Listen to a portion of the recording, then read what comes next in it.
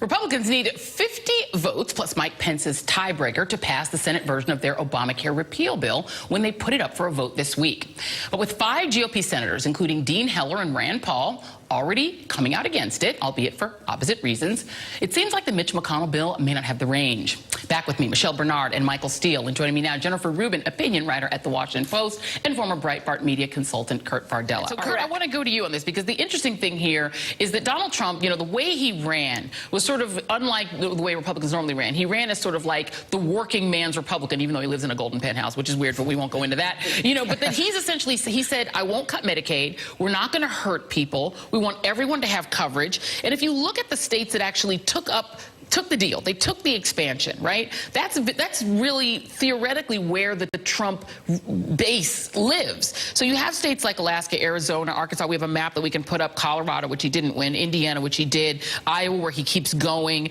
Kentucky, which actually expanded, and then the new governor kind of pulled it back. Louisiana, Montana, Ohio, where Rob Portman has to make a decision. And go back to that list of Republicans, if we could, from the expansion states. So, Kurt, those Republicans, what's going to be more powerful of an argument for them? The idea that the conservative part of their base says you've got to repeal anything with the word Obama in it, so Obamacare's got to go, or the populist part of their base that says, wait a minute, I want to keep my Medicaid expansion? Well, again, I think it's all fun and games until it's actually your health care, your coverage, your bottom line, and all of a sudden everything becomes a lot more real. And I think that's really what we're talking about here, is to this point the Trump presidency has been a lot more existential. There hasn't been a lot that's really affected people on a very human, personal level. And now we're talking about people's health care, and there will actually be consequences if this bill is passed and if the repeal of Obamacare is actually signed into law by President Trump.